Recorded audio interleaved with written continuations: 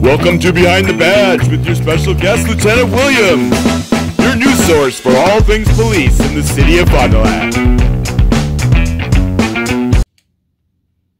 Welcome back into Fond du Lac. Today we're now joined by Lieutenant Williams for Behind the Badge. Good morning, Lieutenant Williams. How's it going?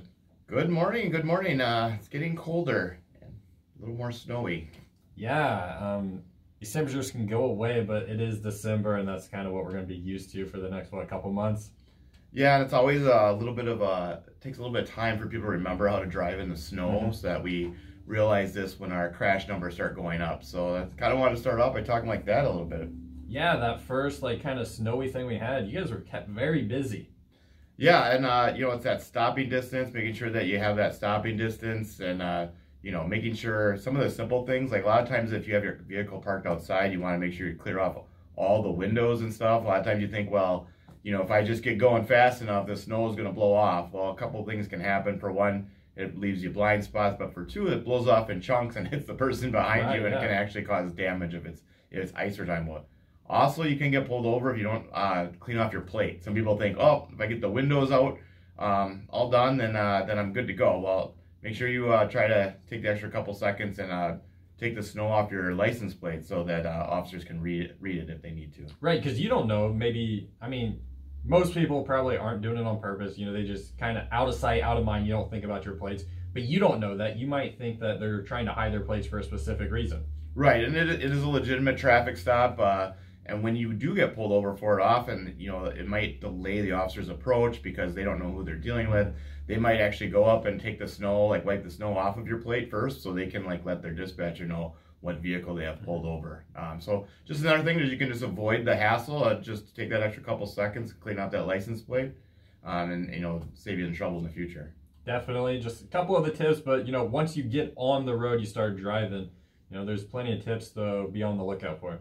Yeah, and so if you are in an accident, our city, as well as insurance companies and everyone involved in crashes, they like us to cite the at-fault driver. So if we're able to determine who the at-fault driver is, they're usually going to get a citation. They say, because there's a reason why there's had these crashes. So a very popular one that comes out right now is too fast for conditions. So they're saying even though that you might not be speeding, but due to the conditions, you were going too fast to be able to stop before colliding with the vehicle. And that could be anything, right? Say you're driving in a 55 mile per hour, but you're dealing with snow and ice.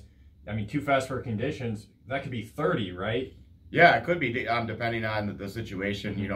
Officers are usually pretty lenient in those cases, where if it's just everyone's sliding all over the place, right. They are human as well, despite what some people might think. But we are human as well, and we can make exceptions in those circumstances. Gotcha. Anything else to hit on with snow and ice safety? No, I brought this thing in because, when we did the energy drinks, I really liked having the list. Okay. I feel like having a top 10 list. I got a top 15 list, and I've actually used this list for our department Citizens Academy, and it's kind of cool. It's basically 15 things cops wish the public knew about policing. There we go. I love it. Yeah, and it comes from Police One. So I was gonna, I want to do a countdown. So I'm gonna start from 15 and go all the way down to 1. They don't seem to be in any particular order, I'll be honest. But so number 15. You didn't need to tell people that. You should just say it's your own specific order. This is not from Police One. This is my own specific order. Yeah. Lieutenant Williams, official, what the public needs to know about police officers. Definitely not stolen from Police One. There you go. So number 15, it talks about you don't understand police work, and a lot of people will kind of talk like they understand, or they think the solutions are a lot simpler than what they are. And what in reality they say, well, why didn't this happen? Why didn't that? Most of the times there is a legitimate reason why it did not happen that way. So that's a pretty easy one to start with. I think number 14, coming from a school resource officer, this one really hits home. This one says, we wish you'd stop telling your children that we will arrest them if they aren't good.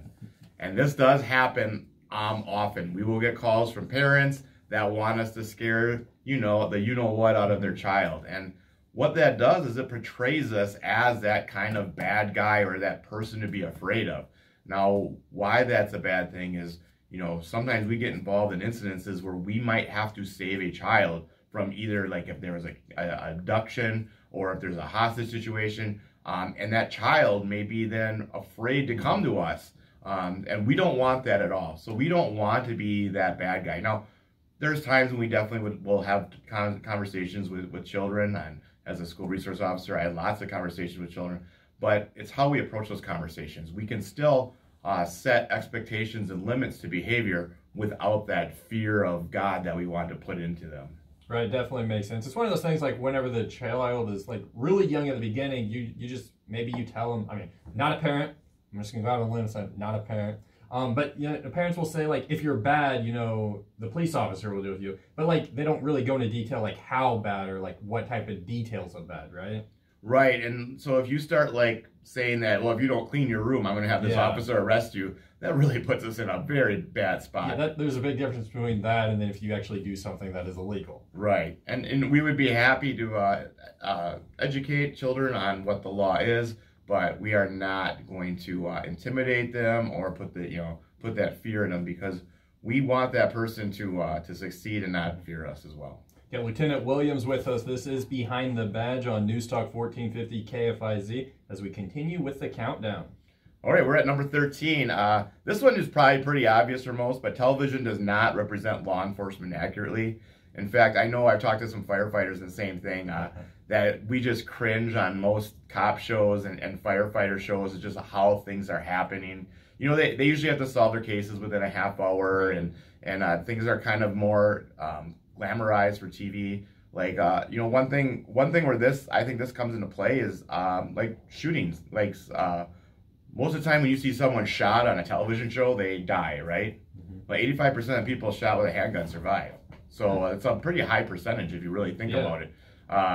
And those that do get shot, they can still do stuff. They could still fight to the death and stuff like that. We've seen that in police cases, which people might think, well, why did you shoot him so time? Or I shoot him so many times. Or I've seen in this show that they shot the gun right out of his hand. And that is just, for anyone that goes out on a range, if you try to practice that skill of hitting a very small, very movable target, it is not a good, your chances are not very good. Mm-hmm. Where that's why law enforcement is trained to shoot center mass, where you have the highest probability, and trained to shoot until the threat is stopped. So there's a lot I could go on in this, but it is a long list, so we'll move on to number 12. Becoming a cop is harder than you think. A lot of people think that, you know, I've heard everywhere that you couldn't make it anywhere else. You became a law enforcement officer. I myself went to college for 4 years and then got certified for 6 months. But the actual process in most police agencies is the same. And that involves a panel interview, assessment center, a chief's interview, a written test, a physical test, psychological test. And I know I'm missing some aspects in there. But those are all basic for like most police agencies. They're going to have all those things and a very thorough background investigation. If you can imagine, it's law enforcement doing the background investigation. Who knows how to do a background investigation more than law enforcement? And we've hit on this before on Behind the Badge with the new guys that you guys just brought in, a little over a month ago. Yeah, and you know, they could kind of say it is a long process, and yes, with all of that, there are still some ones that sneak in that probably should not be in the job, and that's kind of my new job is in charge of training stuff and make sure that doesn't happen, because we don't want that. That makes all law enforcement look bad. So we definitely don't want that to happen. So, all right, number 10. There are very few universal rules or policies, and what that means is basically we operate in a gray area all the time. A lot of people want things black and white, like, well, if this happens, then this.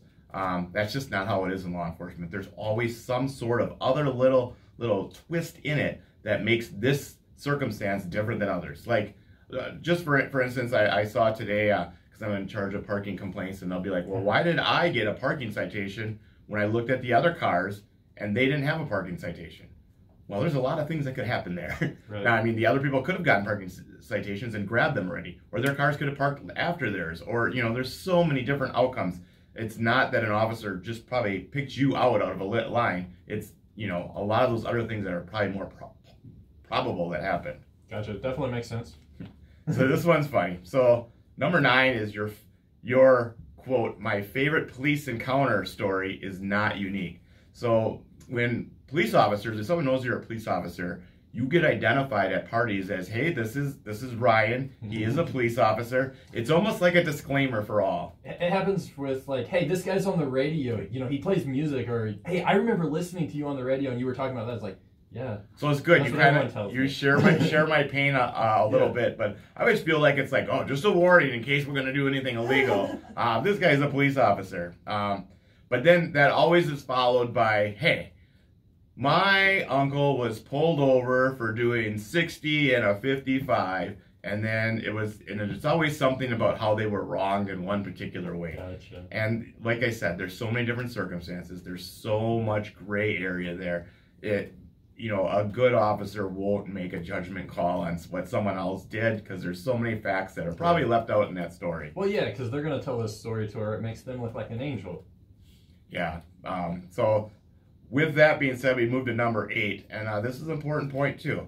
Some of our brothers and sister officers embarrass us, and that's true. I mean, you see it, and it gets publicized even more so than before, but there are bad cops out there, and there are bad instances of use of force that are out there, and they do so bad for our profession to show like what, how important it is to be a good cop, but what happens when you're not, and what it leads to, and sometimes it leads to the death of other people. So it's just it's such a stain on our profession, and right now it's something that we need to really focus on in improving our image, because I believe, and I know most law enforcement believe, that we do the right thing almost all the time.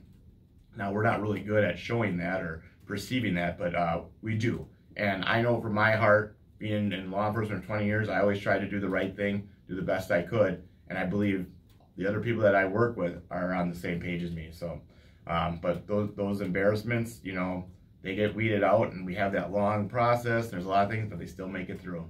Right, and that's one of the unfortunate things, that one or two bad apples make the rest of you look bad.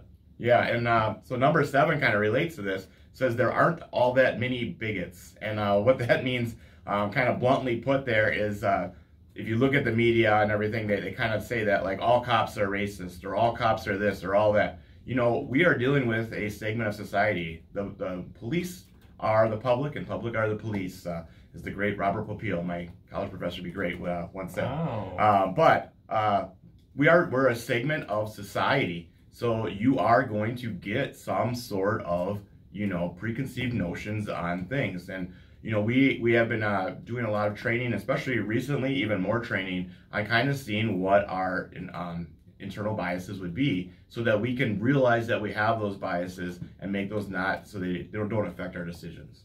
Gotcha. It all makes sense. But that segment that is so tiny, and through my law enforcement career, I couldn't name many people that would fall under that.